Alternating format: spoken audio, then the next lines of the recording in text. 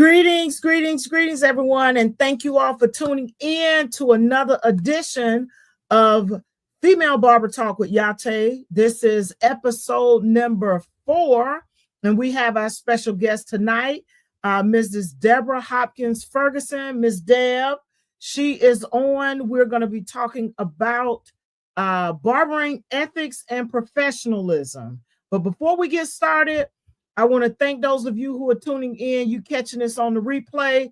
Thank you for taking time out of your day to replay this broadcast. Happy Super Bowl Sunday.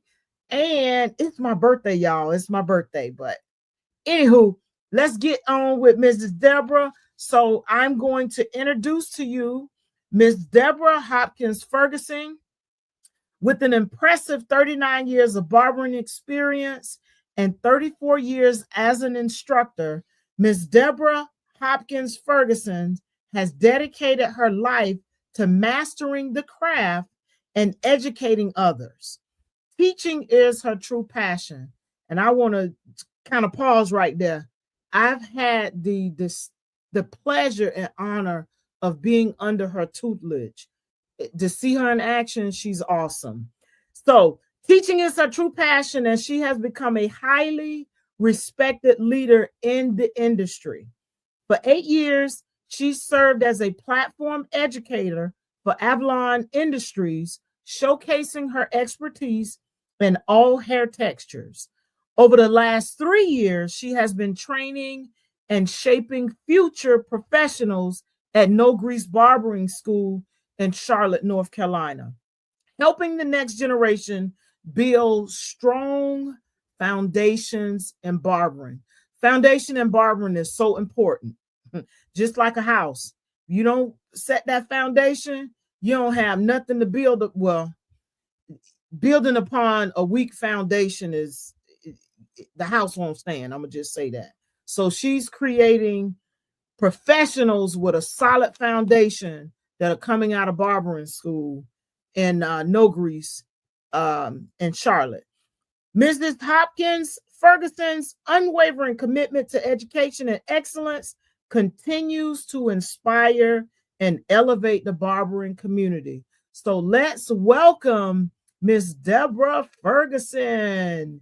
Yay! Come on in. Come on in. Yah-Tay. Hey, welcome. Thank you for joining tonight's episode. We are doing episode 4. You all, this is Miss Deb. She is a wealth of knowledge. Like I said before, I've had the honor and pleasure of being under her tutelage. To see her in action, it's a beautiful thing. It's a beautiful thing.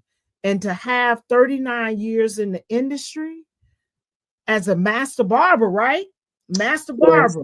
Yes. And an instructor of 34 years, that's a lot. That's a blessing for one, you know, being a female in the barbering industry as well as being an instructor.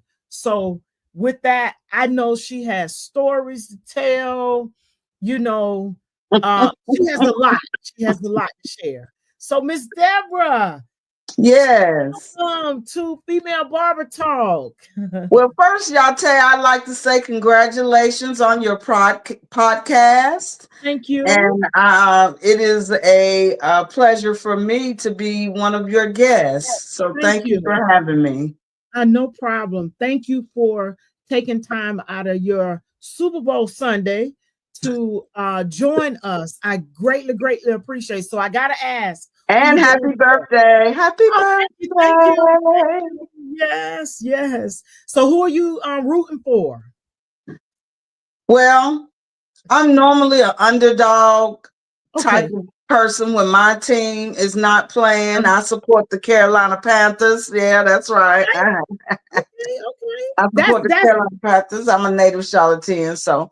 But I'm really kind of hoping the Eagles will win.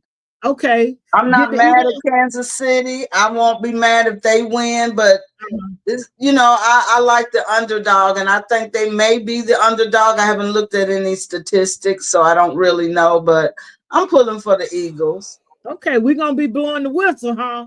That's Blow the right. That's whistle. right. Now, let me That's stop. right. Yes, I'm excited. Thank And you. you know, Thank you. Philadelphia holds a lot of Black history. They do. They You do. I know, have yet to visit the Pennsylvania city. itself was a major state in the civil rights fight, and Pennsylvania holds a lot of Black history. So, with this being Black History Month, I'm going Yeah. with Philadelphia Eagles. Okay. You know what? I'm gonna jump on the bandwagon too. I like that. I like That's that. So right. That's right. we Eagles over here. We Eagles over here. That's right. We're going for the Philadelphia Eagles. Well, we're gonna see what the score is by the time this is over with. Yeah. So, Miss Deborah, tell us how you got going in the industry. What gave you that desire to go into barbering over cosmetology? Well, I'm a barber stylist. Okay, No, so no yeah. disrespect to the cosmetologist, but I am not a hairstylist. I am a barber stylist, girl. But, yes, ma'am. Me too. Me too. Yep, we stylists. but you know, when I was in my early 20s, I was dating someone that was the neighborhood barber. We would all, me and my friends, we would go to the roller skating rink on the weekends. And before we would go roller skating, of course, everyone would get themselves together, and I would watch him sometimes cutting some of his friends' hair. And I would always critique him. And because I had no barber training myself, he didn't like that too well. So he said, you know, well, if you know so much, why don't you go to barber school?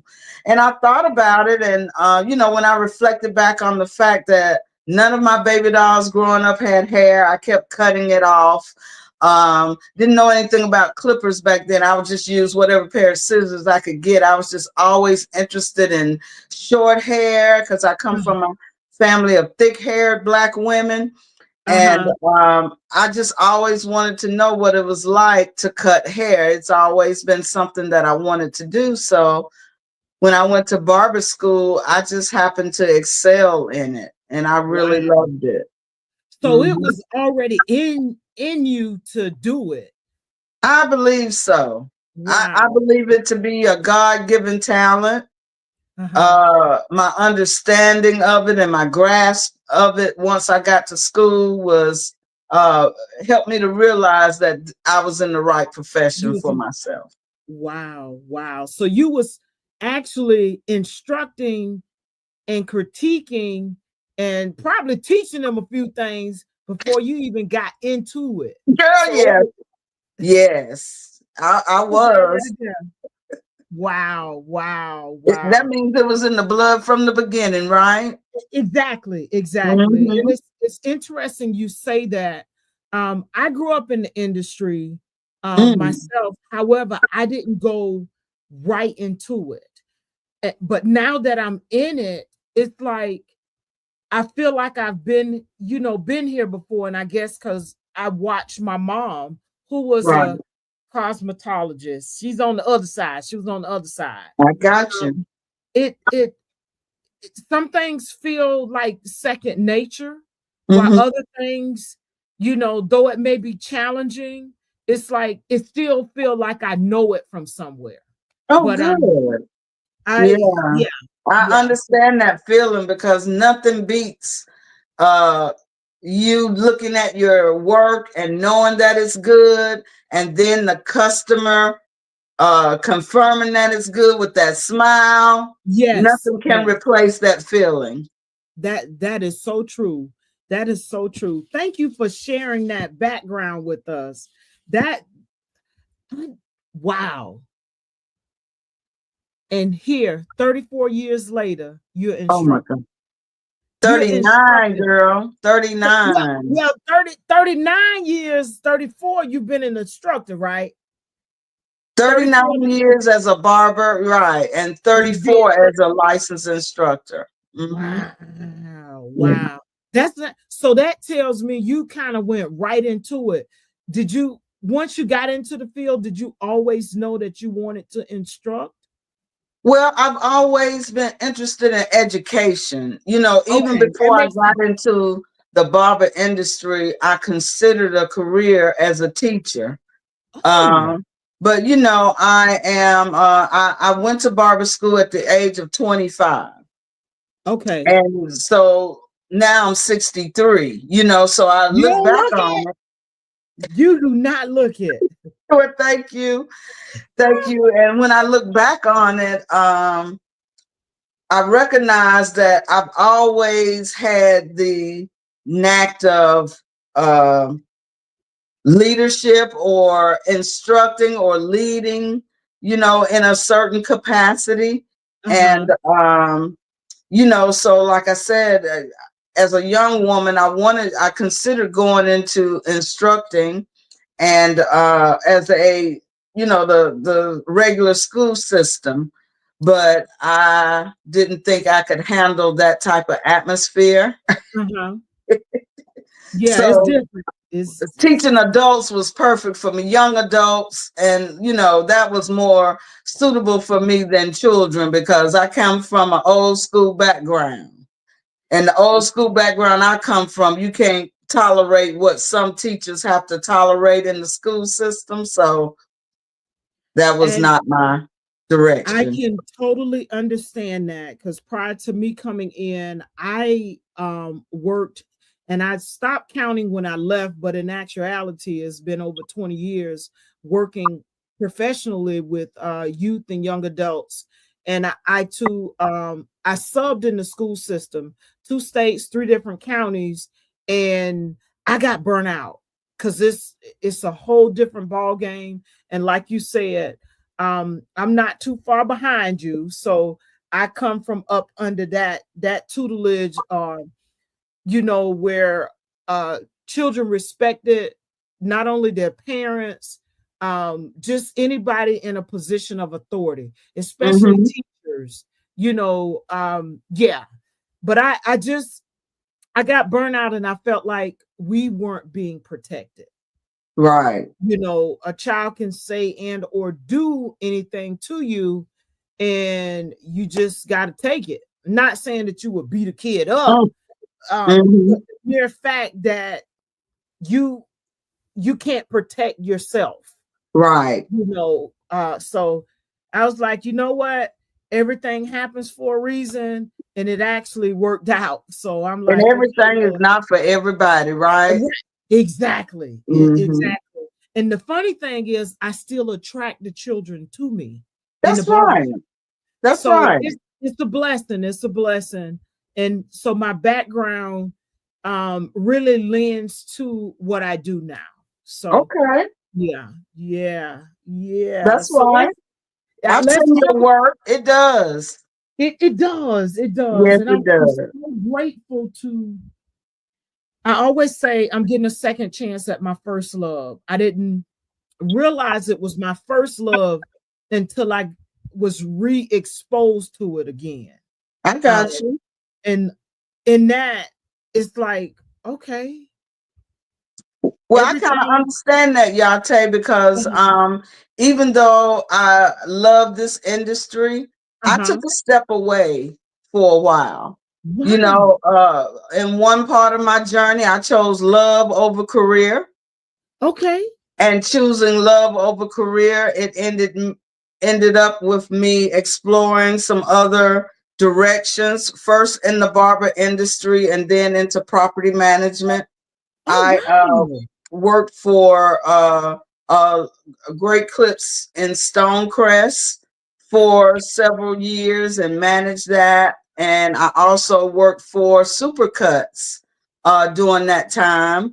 And then Wow. after I left those franchise type industries, I did property management for about 20 years. You know, still keeping my hands and ears in the barber industry. And uh, to tell you the truth, really, when I was kind of phasing out of the industry, that's Uh-huh. when No Grease was really taking off in the industry. So I've watched them from afar for a Oh, long wow. time. Wow. Yeah. Wow.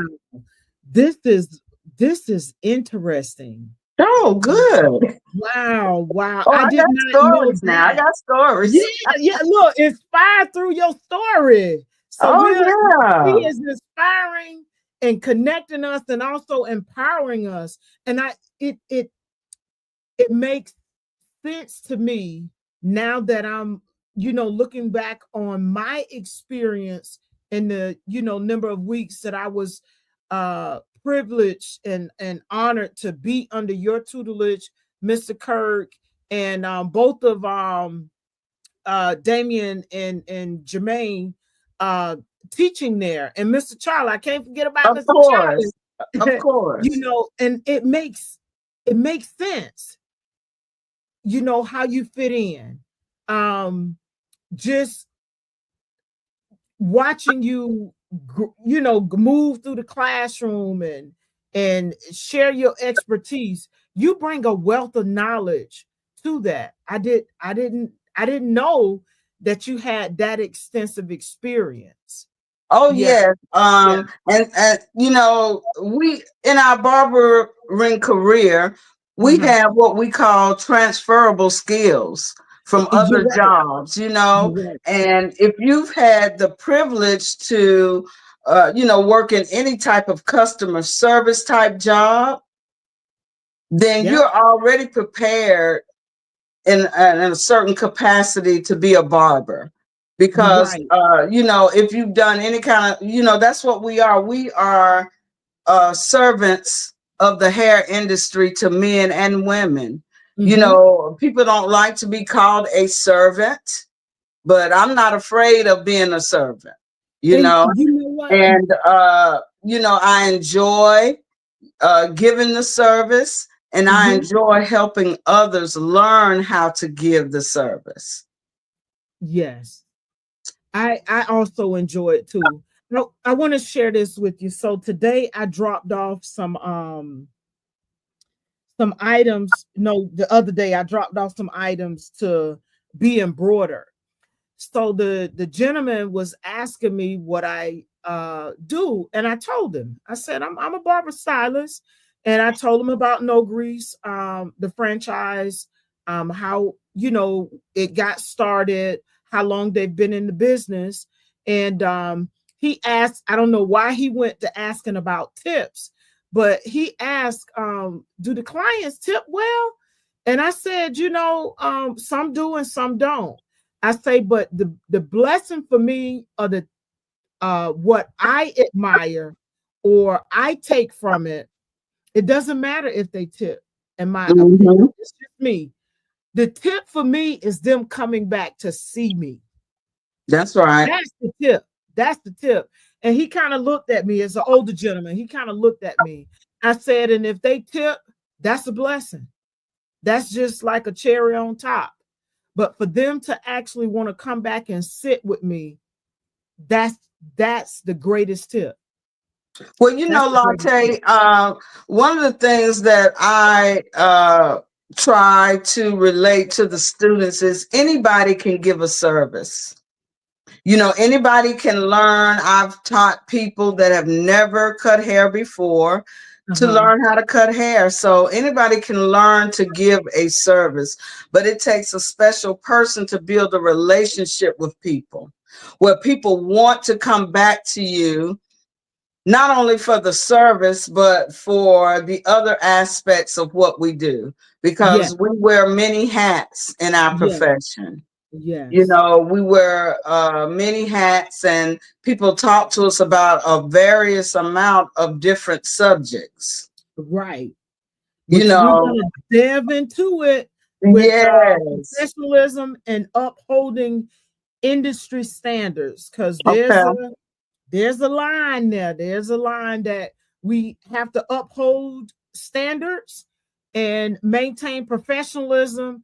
And I gotta say this, coming into this industry at my age, Mm-hmm. because I've only been in, I'm a little, I still consider me um new, because I'm Mm-hmm. well, just over 5 years. I'm entering into my fifth year. But I noticed, because I've been around. I've had a lot of different careers. I got you. I noticed the professionalism isn't always there. I'm just going to say isn't always there.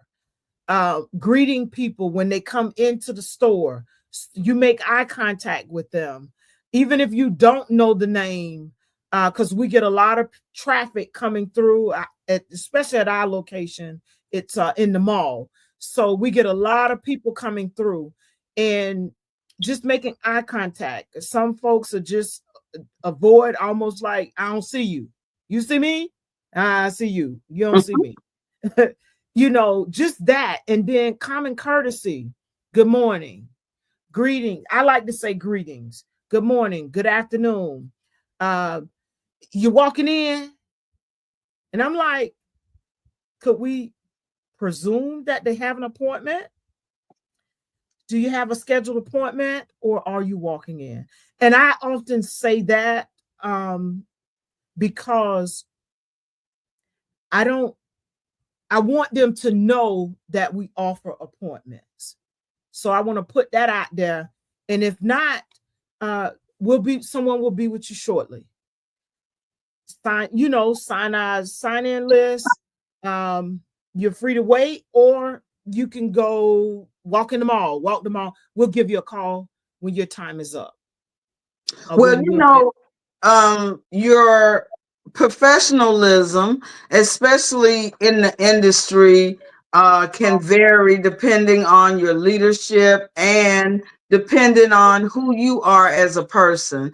So, it's very important as a barber that you find the atmosphere that's going to be conducive for you. I was just thinking that, conducive to who you are. Yeah, and to your spirit and what you're looking for in an atmosphere. And a lot of times we fail to do the appropriate homework for what we're looking for different reasons or another. Yes. But I've been in this industry, and I came into this industry at a very, I think, unique time, because women were just starting to penetrate the industry. Okay. So I got to see different variations, and the different types of shops that I worked in exposed me to different variations of professionalism in the barber industry. Okay. So you had your, when I first came into the industry, you had your franchise shops like Great Clips and Supercuts. Okay. They had a more professional type conversation that was had in those type of shops. That's because true. You weren't expected to really build clientele there, as the clientele was the franchise's responsibility. Right. And your job was just to render the service to the appropriate clientele, right? Right. Well, right. Then I also worked in the neighborhood barbershops. Okay. And most of your neighborhood barbershops, especially during the time that that I became a barber, was a place for safe gathering for men and women, especially people of color, Black men and women. And there were specific conversations that you could have in those shops that you would not have in a franchise shops. It was more of a safe space for us to discuss the things that we're not supposed to talk about in the barbershop. Right. Like politics and right. Right. Politics, religion, and money, and all the other kind of stuff that people get into arguments about, right? But in the barbershop space back then, those type of arguments wouldn't lead to fights or anything like that. It was more of a learning type atmosphere. If you were young, you knew you could go to the barbershop and get some wisdom, or you could learn to play checkers or chess. And, because it was always someone older in there to give you, it was a lot like what you saw on the movie Barbershop. Okay. Okay. That's the old school remembrance of the barbershop. But now in these more modern times, we're moving into more of commission type barbershops. Barber pricing is more expensive than it was back then because we were surviving off of $8 to $10 a haircut. Right. So we would need to be in the barbershop almost all day, you know, and during that time as well, people would come in and have conversations in the barbershop. People weren't in a hurry. We're in a different time now. Yeah. People want to get in and get out. Get out. Some of them. Yeah. And most of them, you know, we're in the electronic world, all of those things. People don't recognize how much lifestyle can adjust just a simple barber industry, but it does a whole lot because when people change, your service has to change. So we've evolved into a community where people are expecting a little bit more professionalism. They're paying more money. They want a distinctive service, and they deserve to get that. You know, so it's important as a barber that you find whatever's going to fit you and your personality. I often tell my students, Yah-Tay, and I don't know if you remember hearing me say this, but you know, I'm an advocate for the industry. I'm not an advocate for no grease, even though I'm a team no grease. I believe in everything no grease is doing, but before I was team no grease, I was a barber stylist in this industry, you know, for conventional barbershops. Because, you know, what No Grease is introducing to the barber industry is fantastic. You know, I love the changes and the professionalism and presenting yourself to be more professional, that image. I love that evolvement of the barber industry, and that's what we're doing. We're evolving into a different type of industry. So that requires us to be a little more professional, you know, depending on where you work. If you're working to me, a barbershop that's located in a mall or a place, you know, where you're presenting yourself as a professional, then you should have some professional language to go along with that. You know, once we get that person in your chair, every chair is an individual business. You can have your private conversation with that person and talk about what you want. But on a general, like you said, I do believe in making a person feel welcome from the time that they enter the barbershop. Enter the space. Yes, ma'am. Yes, ma'am. Greeting them, you know. And the greeting can be curtailed to the type of shop that you have, but definitely greeting that person when they come through the door, you know, and more than one person, because when the whole shop greets the person, if you're not in tune with your client at the time, if everybody's greeting them, that makes them feel very welcome. Yeah, it makes them feel very welcome when that takes place. And you're right. It's I also like what No Grease is doing. They're setting, in my opinion, they're setting a standard. Yes. They're showing, you know, what was and where we're moving toward. What can be. Because the old school barbershop is never going to go away to me because it has its place in the industry. Right. But we also have to evolve into a more modern and more professional type, because this is a $1 billion industry. It is. It really is. Right. And people, like you said, deserve to have, they deserve to see us in a capacity that's more professional.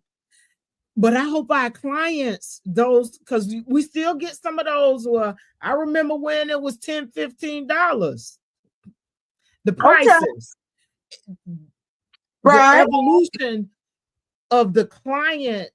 Well, then again, it depends on where they're going. Are they going to the neighborhood barbershop?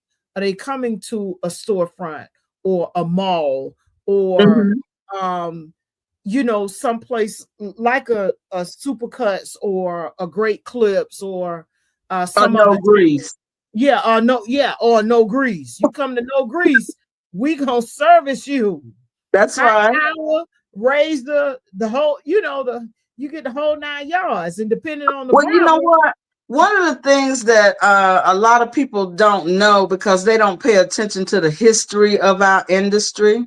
Uh-huh. And that's one of the bright lights of being involved with No Grease, because No Grease is not afraid to give you some of that background.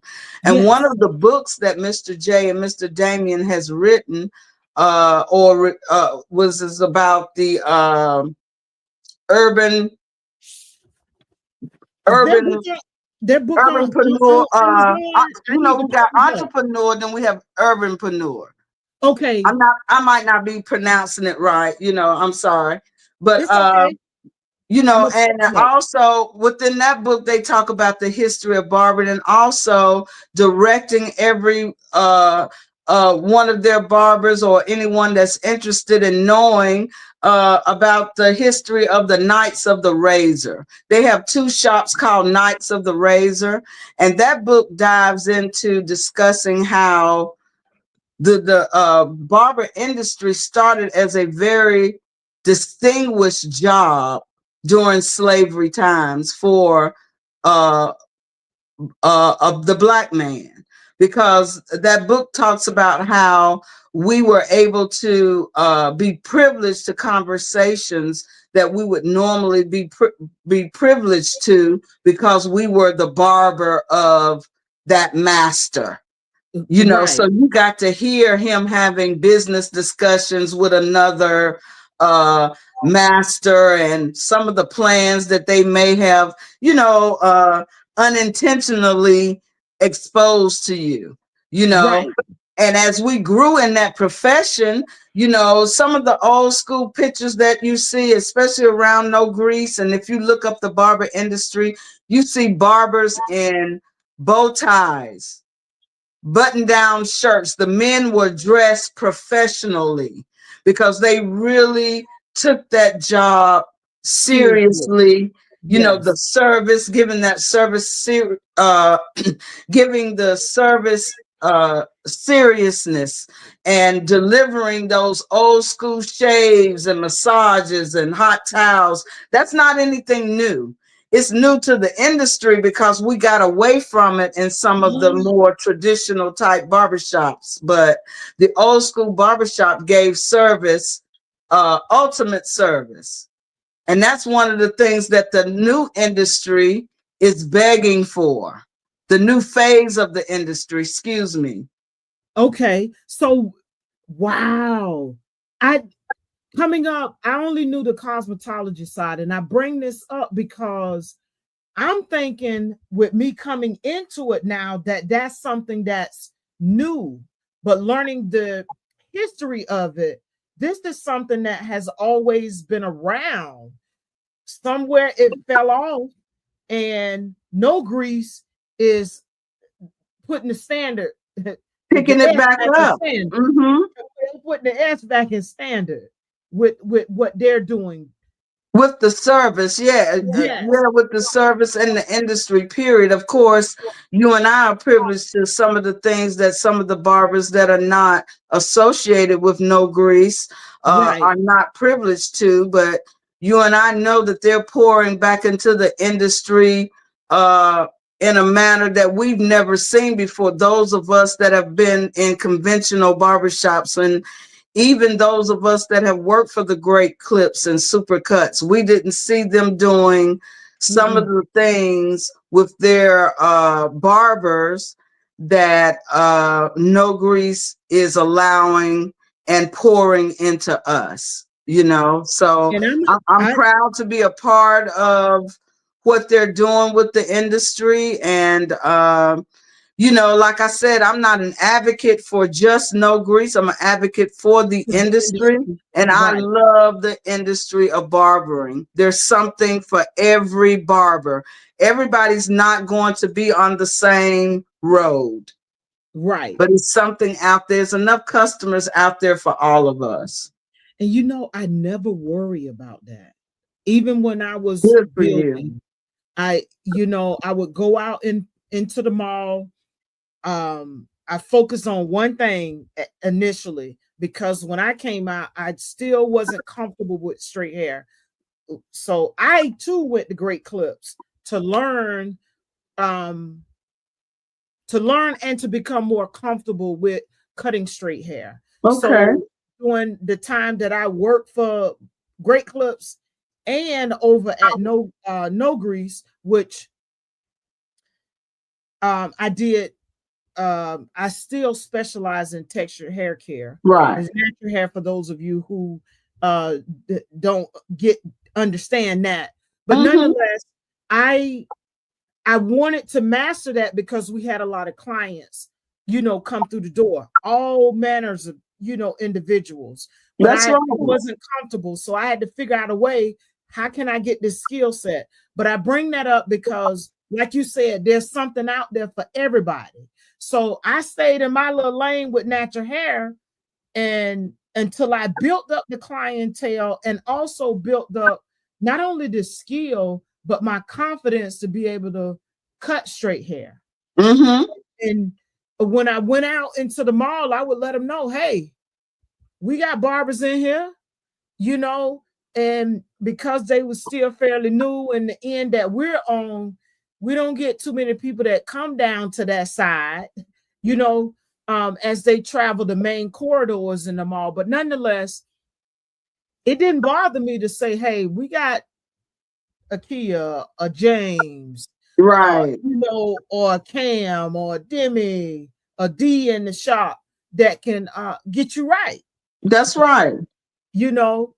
Until I built it up. But I bring that up because it's enough out there for everybody. Yes, it is. And for a long time, the barbershops were, Mr. J reminded me of a conversation we were having. That's what I call Mr. Jermaine Johnson from No Grease, Mr. J. We were having a conversation and he told me, he said, Miss Ferguson, there's only the last two places to be segregated is the church and the barbershop. That's true. Everything else so we are now in the last, I'm going to say in the last 10 years, the more Black barbers have explored becoming more diverse and diving into cutting more straight hair and getting more comfortable with it. Because, one of the best assets of a barber is being able to not turn down any type of haircut that comes through the door. You may turn it down because you don't want to do it, but don't turn it down because you don't know how. Right. Because once you limit your growth, you limit your money. In our industry, you got to be willing to continue to grow because this industry is going to grow and evolve. Right. In my 39 years, the majority of that time was spent cutting curly hair. Wow. Even though I knew how to do straight hair, but I wasn't as proficient with straight hair as I was curly hair because that was not the norm for them to come into the shop. So that's another thing that I liked about, this evolution of barbering. It's exposing all barbers to all types of hair. You're seeing all types of shops become more diverse. I even seen, down the street from me, there's a Hispanic shop that cuts Hispanic and Black hair, so, and anybody else that'll walk through the door, they'll be willing to cut their hair as well. So I'm really proud of the industry for accepting this diversity. It's a great thing. And in accepting that diversity, we still get clients that come in. Can you cut my hair? Oh, sure, we can cut your hair. Yes, we can. And even with me, though I specialize in textured hair care or natural hair care, I can cut anything but this is my specialty. But I can still cut your hair. Yeah, and it's going to take a minute. Change does not happen overnight. And Yes. some people think, well, it's been a few years, but it's evident from the things we see in modern times, in our political system, and all that's going on. Change takes more than just overnight. It does. So some of those people will get it. I even come from a time in the industry where, like I said, it was very few women in the profession. So that had to be challenging. After I got over Black folk wondering if I could cut hair, now I got to deal with white folk. Right. Like, can you cut my kind of hair? Sure. Yes. Yes, definitely. I can cut it. I can color it. What else you want me to do to it? Well, coloring is not my strong suit. Okay. But hey, I can use some box color now. I can teach the basics, but I'm not a colorist. I admit that. I'm beginning to open up a little bit more with that because I'm starting to get more requests. And I remember you telling me, Yah-Tay, just read the directions. It's right there. Read the instructions, right? Exactly. It's right there for you. But it's just something about, when I was in the interior design field, I could put some colors together. Make sure they match and blend together.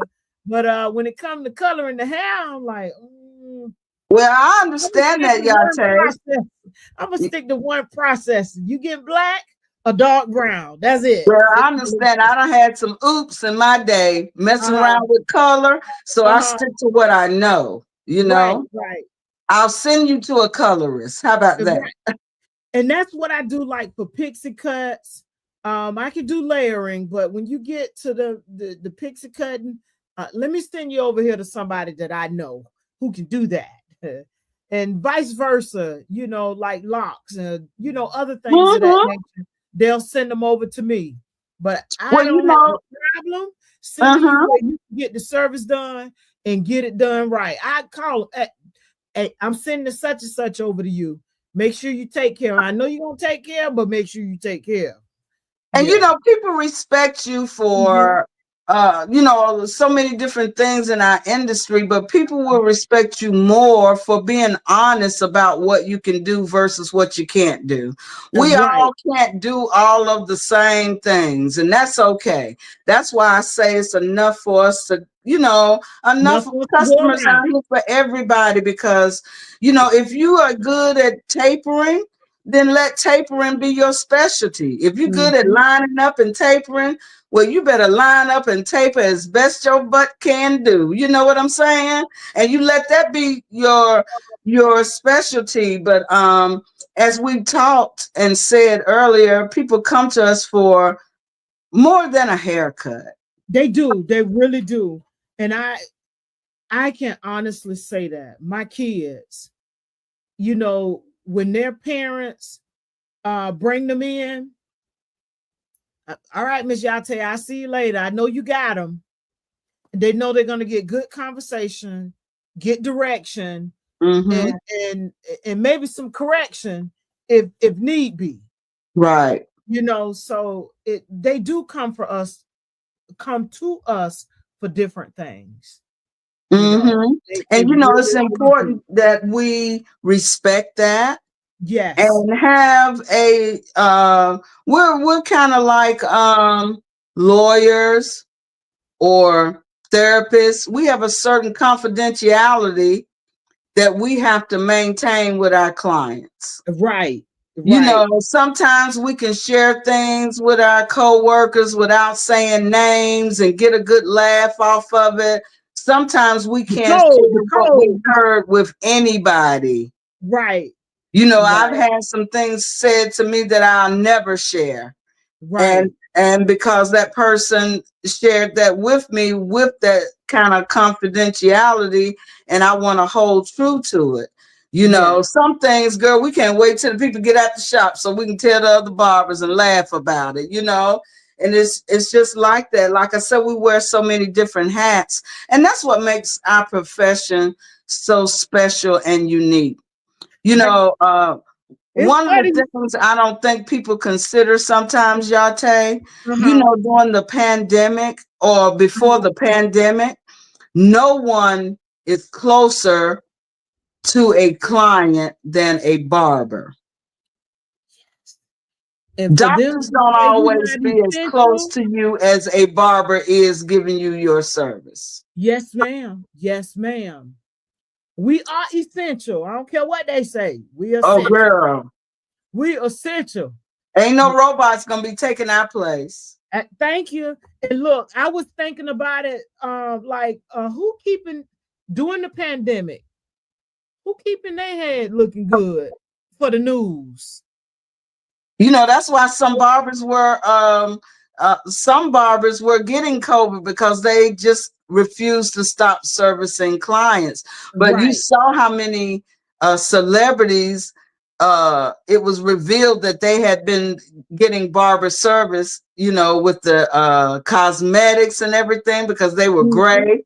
When we normally used to seeing them with black and dark hair. Right, right. What's going on with you? Oh, my barber. I can't see my barber. I can't see That's my right. barber. We saw the people that were being loyal to not going to see their barbers, right? Right. Yeah, the overgrown hair, the grays, And do you see how the everything. industry has changed? I remember a time you could not take you know, some men, very few men were getting like cosmetic type services, you know, mostly celebrities, but now it's become a major factor for a lot of men. You know, they want to Yeah, you cover talking up where their hair I is was just gonna say, you standing. talking the men weaves.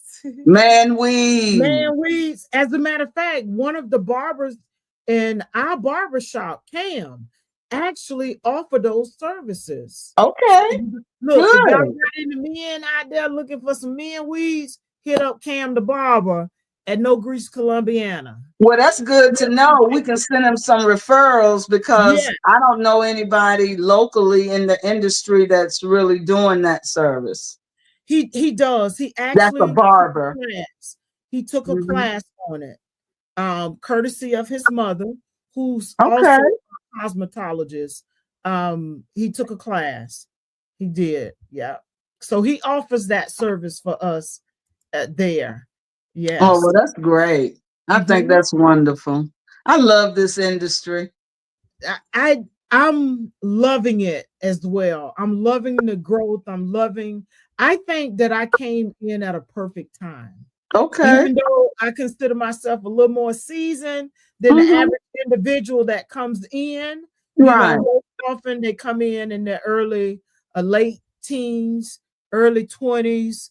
Yeah, I was in the military in my early 20s. Okay. In college, So you playing got some basketball. life discipline already before you came into the industry. Right, right. Which is why I said, my perspective on things, especially where professionalism is concerned and ethics is concerned, I think it had a lot to do with my skills previously, my soft skills, In your military being training. military training. And also my mom, watching her, handle clients and even operating in the shop.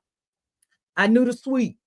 I knew the fold towels. I knew to Okay. put, go put stuff back in the right place. Greet the customers coming in. Make sure they got a magazine at the time. The magazine on the table, That's the jet right. and the ebonies would straighten up. The chairs look nice and presentable when people came in. So That's right. that part of it, you know, I was familiar with. It's just all this other stuff like the music. And I'm like, look, we got a whole array of people that come in. We can't make individuals feel like they don't want to come in. My grandma can't come in, and sit with the grandkid when she bring them into the barbershop. I Vice understand that. versa. Yeah. Those were just some things that I had to adjust to. And I'm Well, like, in our industry, we deal with multi-generations. We yes, deal with yes. people from 1 to 90, Mm-hmm. you know, and that's a lot of different generations in there. Yes. So, you know, if you want to present a truly professional atmosphere, you can find music that relates to everybody without offending anyone. Yes. You know, That is now true. it's one thing during the operation hours, it's another thing because, girl, back in the barbershop days, after we locked them doors, It was on, huh? it was on. That's when you put the party music on and, you know, Y'all pull out the slide snacks and you let got you in the slide bag. Somebody done order some chicken wings and we playing cards in there just to woo-saw from the day, you from the know. day. Because Yeah. serving people can be Exhausting. exhausting. Yes. It can be You're right. exhausting. We love it, but it can be exhausting. But, Yes. you know, when you're dealing with so many different generations, it's important that everybody feel respected. Yes. And it's all about communication too. Yes, You it know, is. it really is about Communication is key communication. in any relationship. Yes, ma'am. And Whether it's also, a business relationship or personal, communication is very important. And it is. how we communicate is important. I was just gonna say that. How Not we so much what communicate, you say, but what how we you say and say how it, you say it. Yep. especially in a barbershop atmosphere. You know, Yes. because it is evolving, as we said, and we're getting more younger people that probably don't understand the walk of some of the older people. And then we're getting a more mixture of male and females working together.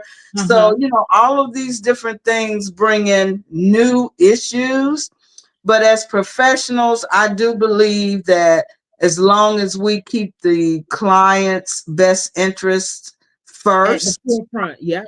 and our personal interests second, that, you know, we'll look out for the customers and, you know, present them, make them feel represented and respected in the shops. Yes, ma'am. But everything starts from leadership and goes down. Leadership is so important. It is very important.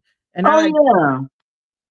The yeah, ethicalness of your barbershop is so important. You yes. know, not only do you have to make sure that your clients are cared for, but if you feel like you have a good team, your team needs to be cared for and protected.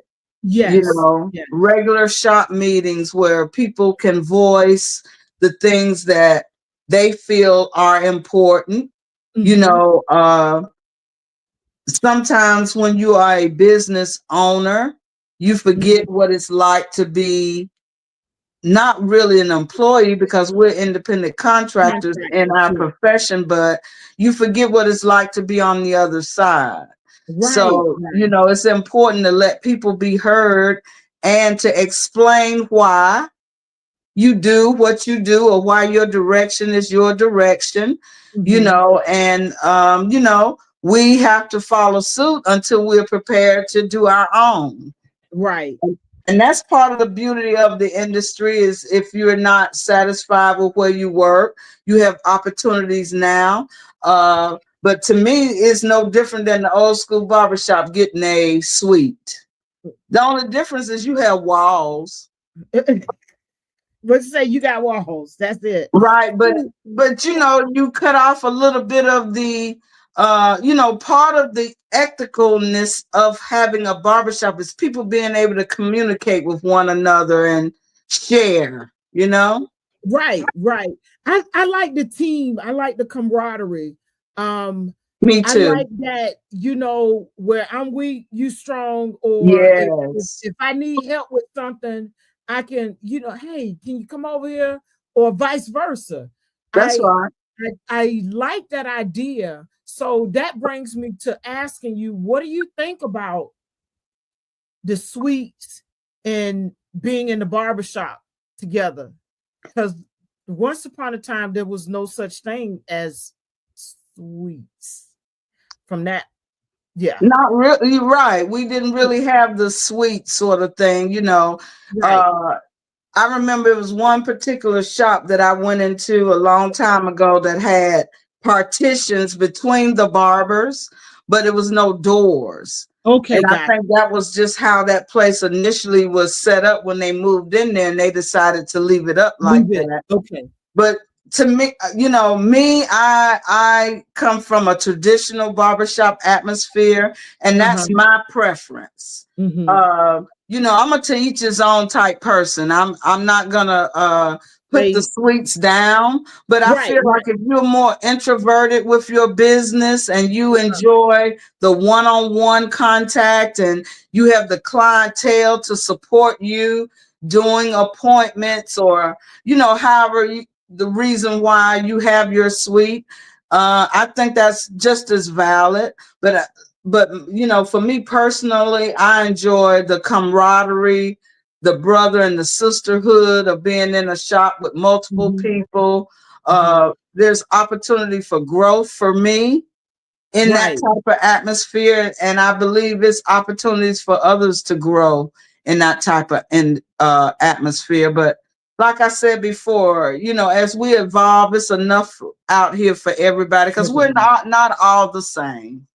You're right. We aren't all the same, and there is enough out there for everybody. But it's all about you marketing yourself And and that's taking care true, of your client. Yah-Tay, that's very Mhm. true. You know, one of the things that I would, you know, one of the things that I see uh, in the industry now, Mhm. especially being involved with no grease. No grease kind of makes it easy for a barber. And I say that because in the locations that most of their shops are, they're in malls where people are exposed to a lot of people. But you Right. know, part of this industry is growing relationships. And if you don't have clientele, and if you have not adapted the social necessities to talk with people, interact with people, and give people a reason to give you a try, then Right. you're not going to make it too successfully in this industry, because even at a no grease barbershop, you expected to grow clientele. Right. You know, Right. so if I could give anyone any advice in the industry, anyone that's aspiring to grow as a barber, you know, let your personality come out everywhere you go. Mhm. Everywhere you go, you should be letting people know what you do, What because you you're do. self-employed. Yeah. And always have your cards, your promo material on you, whether it's the new digital where they can tap and go, or you have However, something to put old school, new school, do school. right, right, put it in their hands. Right. You know, Because I I tell always students all the keep time, on it. people don't know who you are if you're not telling them. Yes. Yeah. And you cannot rely on social media to build up your clientele. You can, but you know, some of these young folks think that's what it's all about. You still got to get out and talk to people, communicate with people. And if you're someone who don't like people and you're in the barbering industry or beauty industry, you might want to reconsider. Well, even with social media, Uh-huh. somebody still got to tell somebody. Right. So you You need to still got make to present sure yourself. you're putting some stuff out there for somebody to Mhm. tell somebody something good about you. Right. That is so true. Which brings us to tell us about She Cuts. Your Well, business, She Cuts. She Cuts is a barber educational platform that I created. I am an LLC, and it encompasses my clients and my number one client, which is my number one client is No Grease Barber School. Yeah. Like I said, I am team no grease. I do not work for no grease. I work with no grease. I'm an independent contractor with no grease.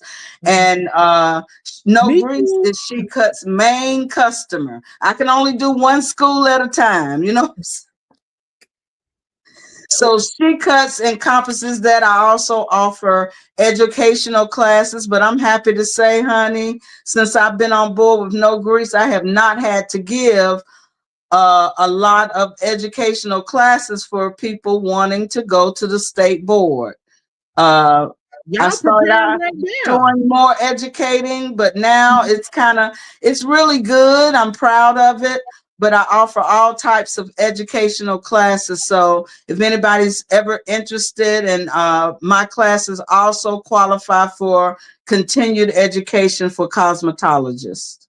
Okay, which brings me to, as barbers and master hair care, I know in the state of South Carolina, we aren't required to do CEUs or continuing education. However, Good. as a professional, I make sure that I'm learning something so that I can bring it, not only improve my skills and me as a person, because who was it?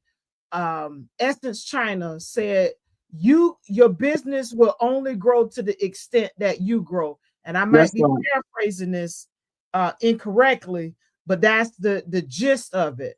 That's So I right. bring that up to say, even though it's not required in the state of South Carolina for barbers and or master hair care professionals to have that continuing education, I do continuing education because I think it's important. Not only as someone who aspires to be an educator, which I become eligible to sit for state board this year to do so. It's just me growing and That's also right. bringing it to my clients, and letting them know, you know, you coming to patronize me and support me.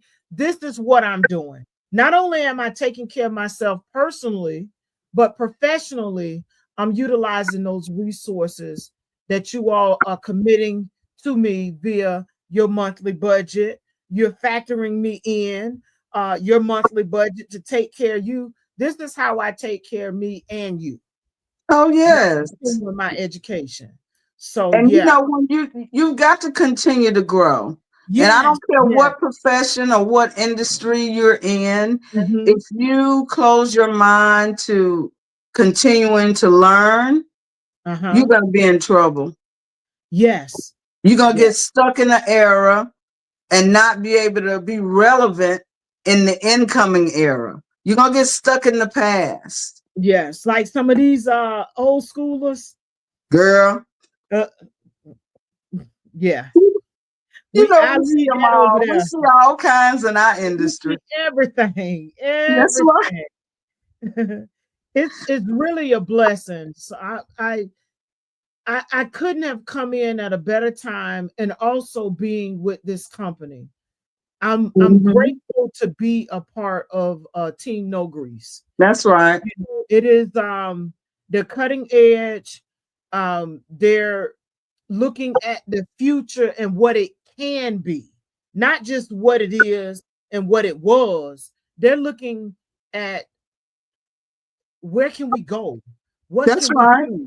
Expansion and putting professionals into the industry, whether they come through them for school and then align with the barbershop or any one of the barbershops, or they go out on their own or go somewhere else.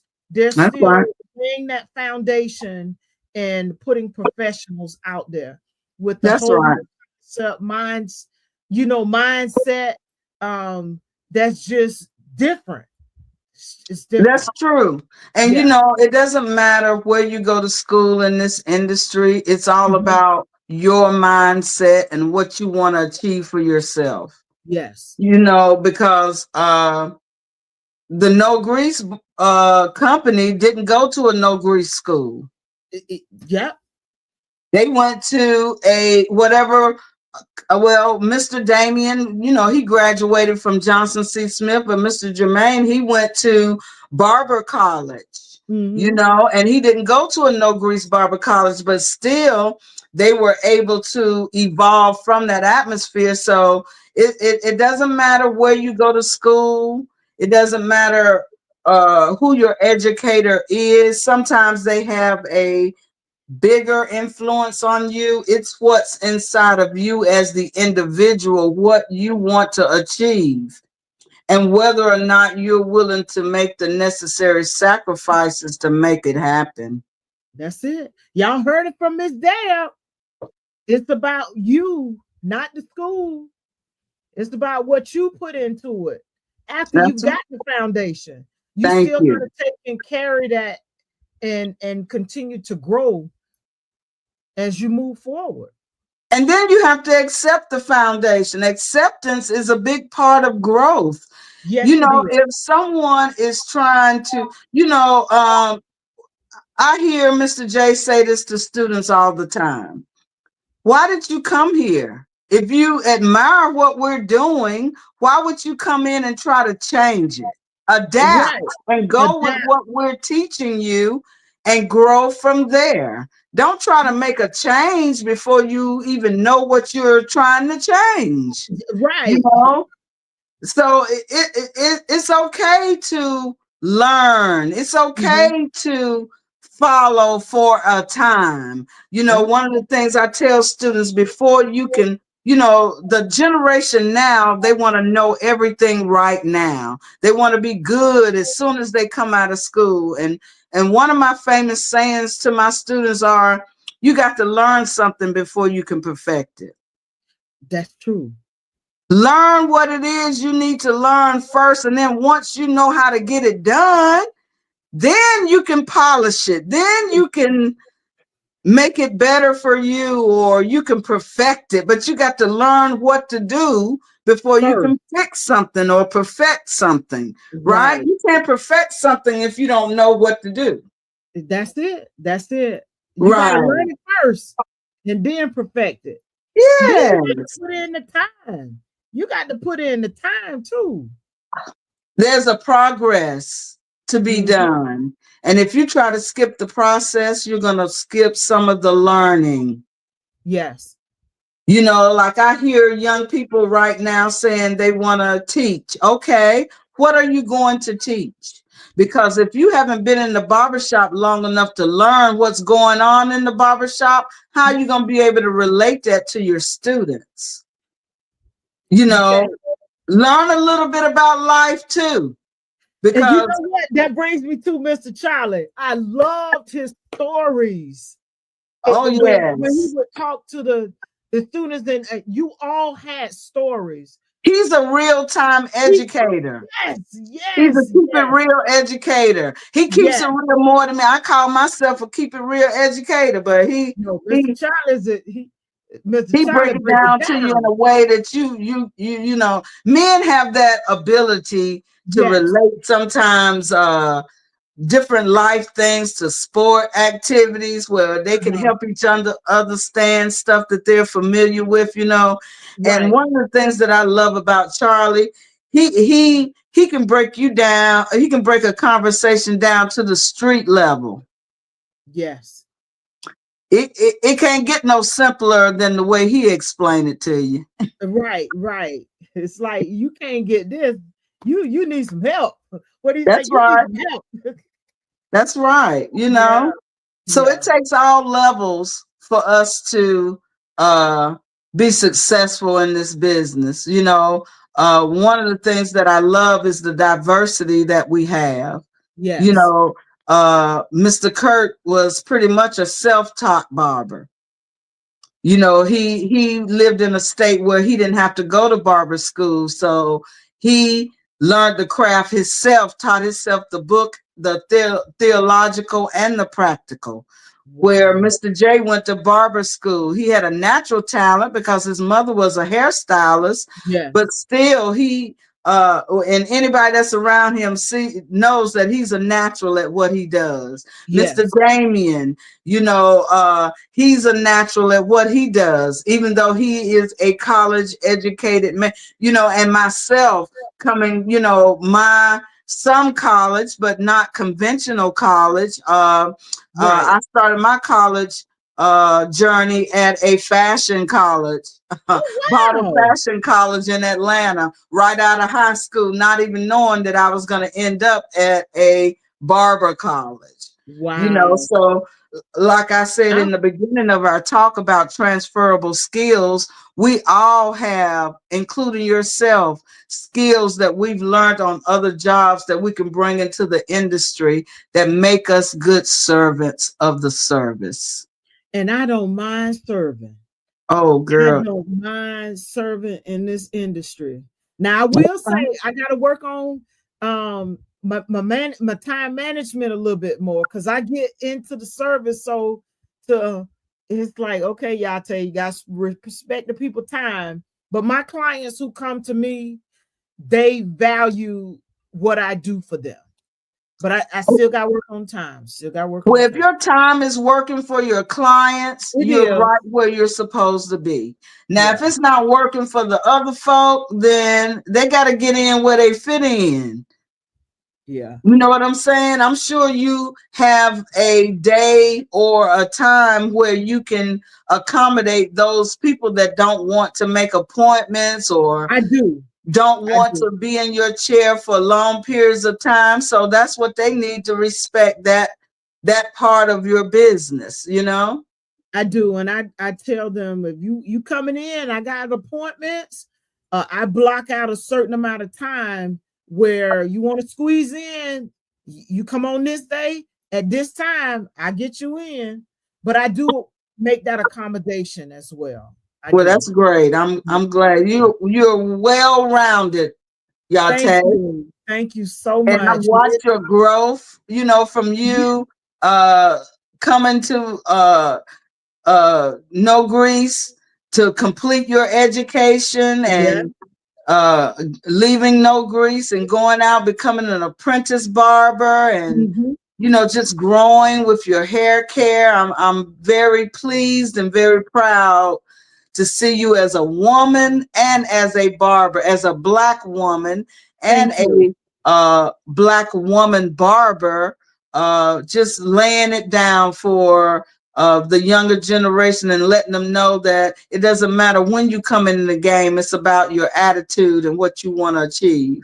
That's true. That's true. Because I had my reservations in the beginning when the door did open, and I'm like, God, you sure? You sure? It's like, yeah, you prayed for it, you asked for it, you here. So I had to adjust my mindset and say, you know what? It wasn't that time. It's this time. And I need to, one of my mentors said, who said you too old? Who told you that? And I was like, me? He was like, no, you're right where you're supposed to be. And I had to think about that thing. And I was like, you know what? If it was for me to be during the time when I, left high school, or I grew up with the mom, and during my time, they were actually offering it in high school. But I would look down the hall, I just, for whatever reason, I just never got into it. Well, the good Lord knew you weren't, that was not your time. Right. So now, we confuse our time with his time. It ain't Yeah. Especially when we praying and asking for things, we often don't know what it takes for him to give us what we ask for. Right. So we do, those of us that are believers, we do have to trust that it's not about us. It's not about our time, especially if we want to get it right. It has to be about his time. Yes. And I will say, Ms. Deb, I feel comfortable from a standpoint of, I know I'm right where I'm supposed to be. Now I feel that. There you go. Feel grounded. That's right. I feel like I can't be moved off my, off my square. I hear you. And even I with love it. building the clientele, I had the patience to wait. Like, you know what? I ain't worried about that because I know I'm right where I'm supposed to be. It's just going to take some time, which is how I said, okay, I'm going to focus on one thing. And that one thing I did, I made a flyer and I focused on locks. So when I walked through the mall, anybody that had locks, hey, I'm Yah-Tay the Barber Stylist. New barber here, No Grease. Have you heard of No Grease? If they hadn't heard, I had my spiel to run down the barbershop, the history of the barbershop. There you go. And that's how I built it. That's right. First Black franchise in the United States. That's it. What, we 28 years this year? That's right. 28 years. Yeah, coming up on 28 years. December, right? That's when we celebrate the anniversary. In December, and then we have the cookout, the corporate cookout. Yes, the corporate, right. In June or July? June. I think it's between June and July. Yeah, okay. The No Grease Sneaker Ball is in December, but we celebrate the anniversary in the summer. In the summertime. So y'all, that's right. No Grease has been around. They are a franchise. And still growing. And still growing. And I look forward to being a part of the growth. Yes, ma'am. Miss Deb, thank you so much for joining our podcast. Same thing. I'm so grateful. I know, right? So grateful to have you on. You have shared so much knowledge and wisdom. I'm like I said to the audience when I first came on and I was introducing you, I'm so grateful that I've had an opportunity to be not only under you there at the school, Mr. Kirk, Mr. Charlie, Mr. J, and even Damien when he would pop up through the school, but periodically, yes. Mm-hmm. Yeah, so grateful. And thank you for sharing your time with us tonight. Y'all be sure to follow Miss Deb. Let me put up her Instagram. It's Pookie's mom on Instagram. Be sure to follow Miss Deb. If you're in the Charlotte or the surrounding area, you need any support, She Cuts can help you out.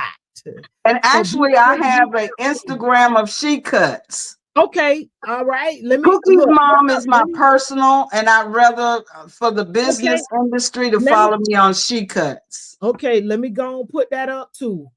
Let me give me just a second to put up She Cuts. Okay. I'm gonna thank you for that shout out. I appreciate it. Yes, ma'am. Let's go ahead and get Miss Deb up. Follow her on. Make sure that I put Miss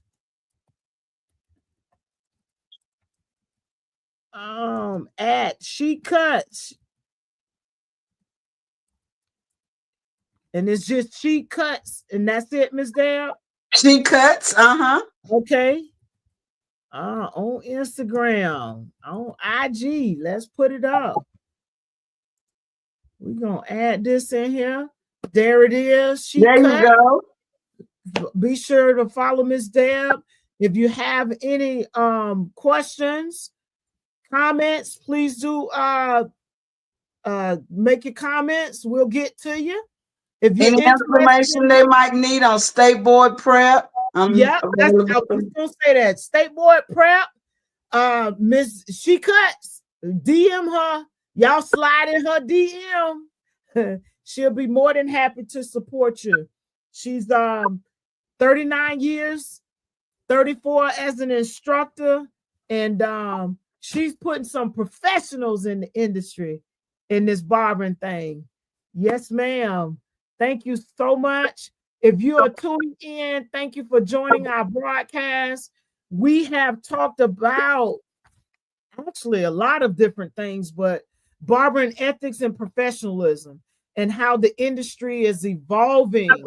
And it's a must because times have changed. We are growing and evolving, and just like everything else, we have to grow and evolve. That's the only That's thing that's right. constant. Change is the only thing that's constant. When you And don't grow, you die.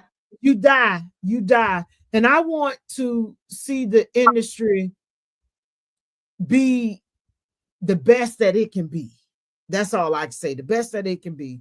And if you team no grease, we're gonna get you there. Oh, yes, ma'am. Whether it's the haircut, the education, the foundation, hey, we're gonna get you there. Everything in our industry starts with a good haircut. That's it. What's the motto? We build people, who build communities. Who build. We build people that build. We build people. We build families, and we build communities. That's it. That's it. It all starts with a haircut. That's right. We got it. We're in alignment. We're in alignment this year. It's That's more right. than just flippers. These are conversations that matters. Thank you all for tuning in. We greatly, greatly appreciate you. Don't forget to follow Miss Deb on She Cuts on IG. And once again, you need any state board assistance, she got you. She got you. Right. Thank you again for the platform, Yah-Tay. You're most welcome. I want to ask you a quick question before we go. You Certainly. do instructor prep as well, or is it just state board for students? I am available for instructor prep. Okay. And someone can contact me and we can talk one-on-one about that. Okay, no problem. Y'all heard it from Miss Deb. She got you. Don't forget to slide in her DM and give her a ring. Thank you, Miss Deb. I appreciate you. All right. Take care. Right. Take care. Love you, Yah-Tay. Love you too. Happy Super Bowl Sunday, y'all. I know, right? And happy birthday. Thank you. Thank you.